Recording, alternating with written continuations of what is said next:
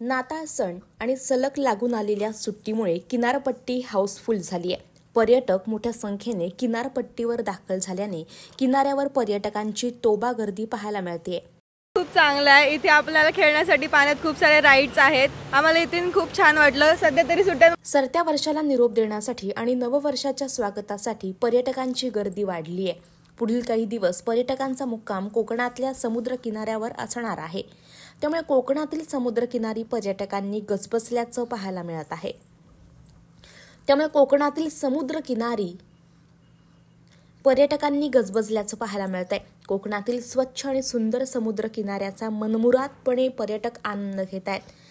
समुद्र किनाऱ्यावर डॉल्फिन सफर, बोटिंग, हॉर्स रायडिंग, विविध प्रकारचे खेळ उपलब्ध असल्याने पर्यटकांचा आनंद द्विगुणित झालाय। तसंच पर्यटक आपल्या फॅमिलीसह समुद्राचा मनमुराद आनंद घेत आहे। पर्यटकांच्या काही बोलक्या प्रतिक्रिया आपण पाहूयात। शीतल आहे आणि माझ्याबरोबर ही मधुरा आहे। आम्ही 2 फॅमिली इथे आलो आहोत। आम्ही पुण्याहून आलो आहोत। सो आम्हाला थोडं आता मुलांना सुट्टी आहे। सो आम्ही विचार केला चला थोडंसं 3-4 दिवस निवांत समुद्र किनारा, थोडी हवा फ्रेश असेल, तो म्हणून आम्ही इथे आलो आहोत। आणि कमी गर्दीचं ठिकाण डेफिनेटली आम्ही बघत होतो, कारण गोव्यामध्ये आता खूपच गर्दी असणार आहे आणि आम्हाला म्हणजे फार कम्फर्टेबल वाटतच नाही गर्दीत। सो म्हणून आम्ही इथे आलो आणि इथे आल्यावर एकदम छान वाटतंय आम्हाला आणि निसर्ग एकदम सुंदर आहे इथं। सो म्हणून इकडे आलो आहोत।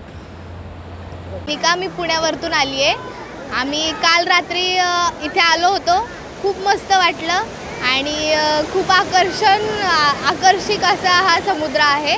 फर्स्ट टाइम इथे आलोय, पण एक्सपिरियन्स ग्रेट आहे। वरून आलो आहोत। इथे आम्ही बीचवरती वारंवार येत असतो दररोजच्या बिझी लाईफमध्ये थोडासा छोटासा ब्रेक म्हणून, आणि लहान मुलांनाही रेती आणि पाण्यामध्ये खेळायचा आनंद घ्यायचा असतो। त्यामुळे आम्ही थोडासा वेळ काढून ख्रिसमस आणि न्यू इयर सेलिब्रेशनसाठी आलो आहे।